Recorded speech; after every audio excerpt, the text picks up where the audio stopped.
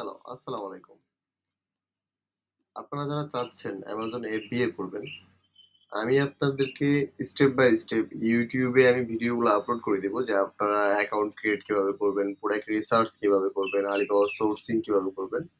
আমি আপনাদেরকে এগুলা সিরিয়াল বাই সিরিয়াল ভিডিওগুলো আপলোড করব। আপনারা সেখান থেকে স্টেপ বাই স্টেপ দেখে নিতে পারেন। ওকে? এখন আপনারা যারা চাচ্ছেন Amazon FBA করবেন, তো আপনি বাংলাদেশে বসে নিজের ঘরে বসে আপনি Amazon FBA করতে পারেন। Fulfilment by Amazon। Amazon আপনি পৃথিবীর যেকোনো প্রান্ত থেকে Amazon করতে পারবেন। ওকে? এখন Amazon করতে হইলে আপনার কি ডকুমেন্টস লাগবে? আমরা আজকে কথা বলবো Amazon এ অ্যাকাউন্ট খুলতে গেলে কি ডকুমেন্টস লাগবে? যেগুলো দিয়ে আপনি একটা Amazon এ অ্যাকাউন্ট খুলতে পারবেন। ওকে? তো আমরা যদি আ নোটপ্যাডটা নেই। হুম,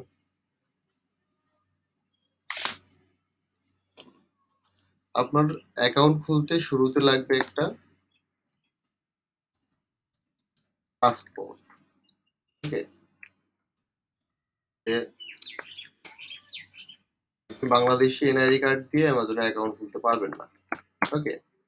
কারণ এটা নোটারি করা থাকে না। এটা বাংলাতে প্রিন্ট করা থাকে। এটা ইংলিশে করা লাগবে। যদি আপনি কোন উকিলের সাহায্য নিয়ে যদি ইংলিশে করতে পারেন তো আপনি এনআইডি কার্ড দিয়েও করতে পারবেন Amazon FBA।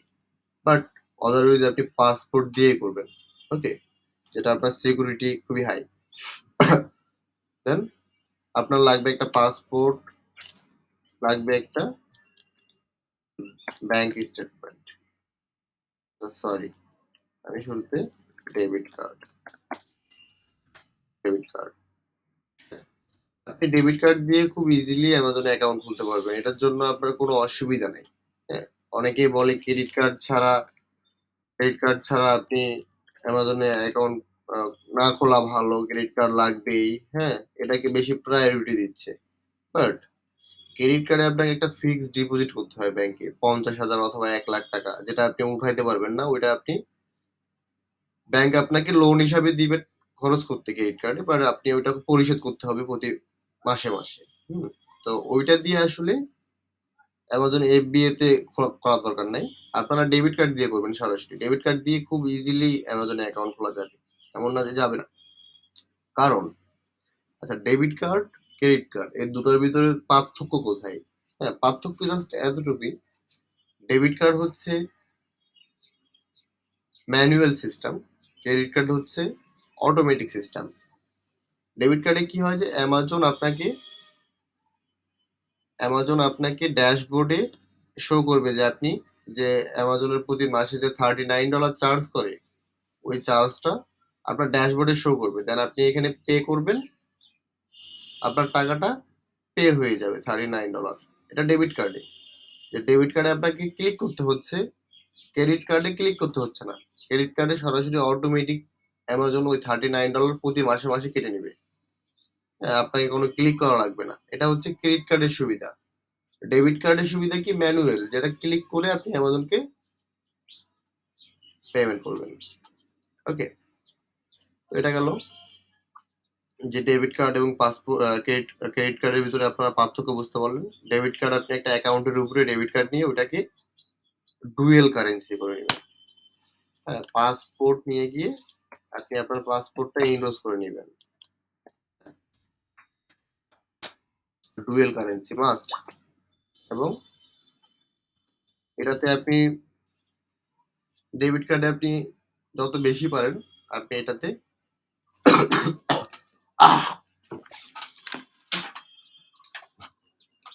তো আপনি এটাতে লিমিট নিয়ে নিবেন। কারণ এটাতে যদি আপনি লিমিট না নেন তাহলে দেখা যাচ্ছে পরে আলিবাবাতে আপনি পেমেন্ট করতে গেলেন, আপনি বড় পেমেন্ট করবেন তখন আপনার লিমিট শেষ হয়ে যাবে। হুম?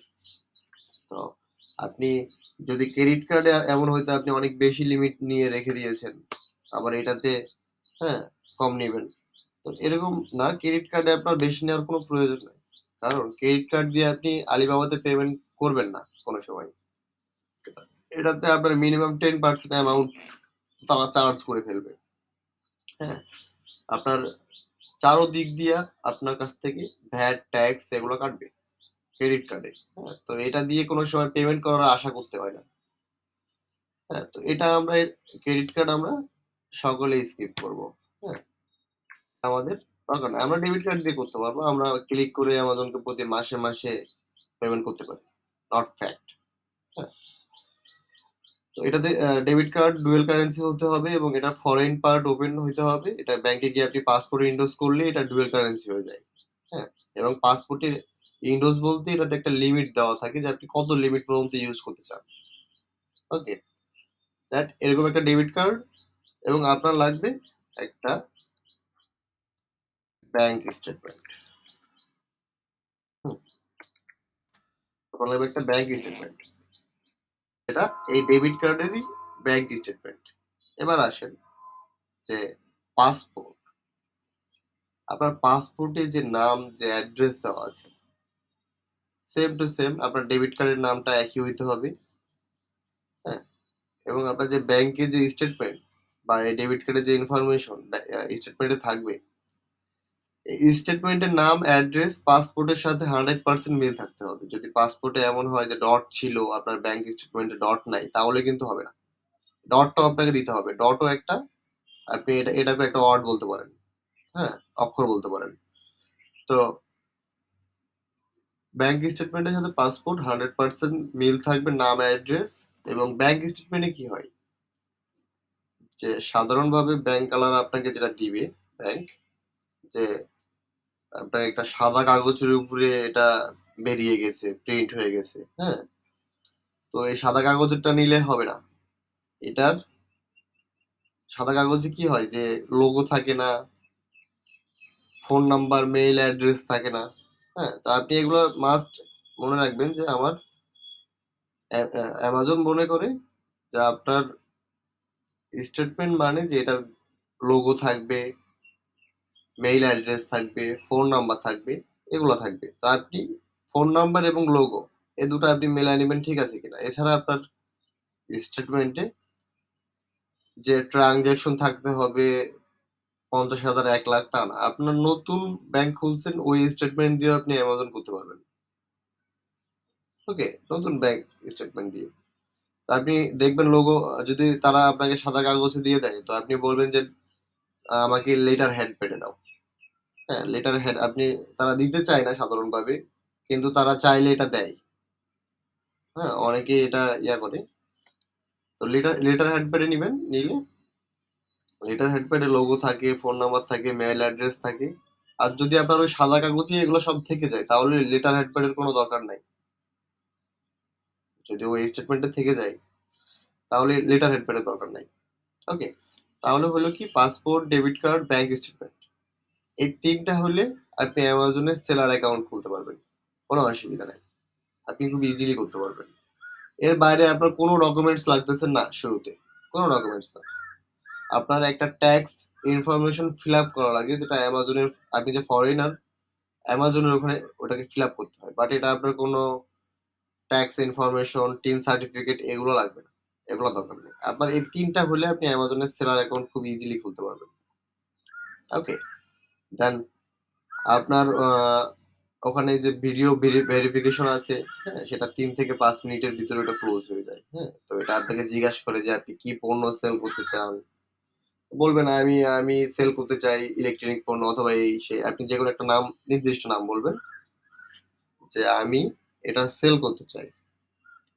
আপনি কোন মার্কেট প্লেস নিয়ে কাজ করবেন আমি ইউএসএ মার্কেট প্লেস নিয়ে কাজ করব বা আপনার যেটা মার্কেট প্লেস আছে হ্যাঁ তো আপনাকে এরকম কয়েকটা প্রশ্ন করবে এবং আপনার পাসপোর্টটাকে ভালো মতো ঘুরাইতে বলবে পৃষ্ঠাগুলোকে উল্টাইতে বলবে চারো সাইড ঘুরাইতে বলবে তো এটা তারা পাসপোর্টটা ভেরিফাই করা হলে তারা কল কেটে দেয় বা আপনি কেটে দিবেন হ্যাঁ দেন আপনার অ্যাকাউন্ট সাকসেসফুলি 2 থেকে 3 দিনের ভিতরে চলে আসবে আগে কি হয়তো কোড পাঠাইতো অ্যাড্রেসে বাট অ্যামাজন এখন আর এই কোড টোড এগুলো পাঠায় না আপনি এই passport debit card bank statement হলে একদিনে অ্যাকাউন্ট খুলতে পারবেন এবং অ্যাকাউন্ট খোলার 48 ঘন্টার ভিতরে আপনার স্টোর অ্যাক্টিভ হয়ে যাবে হ্যাঁ টোটাল 2 থেকে 3 দিনের ভিতরে আপনার স্টোর অ্যাক্টিভ হয়ে যাবে তো আশা করি আপনারা সবাই বুঝতে পারছেন যে কিভাবে পাসপোর্ট ডেবিট কার্ড এবং ব্যাংক স্টেটমেন্ট দিয়ে আপনি অ্যাকাউন্ট খুলবেন বা এগুলোর যে বিস্তারিত নিয়ম কারণ আপনারা তো বুঝতে পারছেন আশা করি তো আপনারা যদি চান এরকম আরো নতুন নতুন ভিডিও আমি বানাই আপনাদের জন্য, যে অ্যামাজন এফবিএ, এফবিএম, হোলসেল, আরবিটাইজ, হ্যাঁ, যা আছে এগুলোর স্টেপ বাই স্টেপ আমি আপনাদের জন্য ভিডিও বানাবো। আপনারা আমাকে কমেন্ট করে জানান এবং লাইক করেন, সাবস্ক্রাইব করেন, যাতে নতুন ভিডিওগুলো আপনার কাছে প্রথমে শো করে। ওকে, তো আমি এখন থেকেই মিনিমাম রেগুলার ভিডিও আপলোড করব, আপনারা স্টেপ বাই স্টেপ দেখতে পারবেন। আজকে আমরা অ্যাকাউন্ট ক্রিয়েট নিয়ে কথা বললাম, যে অ্যাকাউন্ট ক্রিয়েট করতে কি কি ডকুমেন্টস লাগে। পরবর্তীতে আমরা প্রোডাক্ট রিসার্চ নিয়ে কথা বলবো সরাসরি, যে অ্যামাজন এফবিএ তে কিভাবে একটা উইনিং প্রোডাক্ট রিসার্চ করে। ওকে, ঠিক আছে, সবাই ভালো থাকবেন।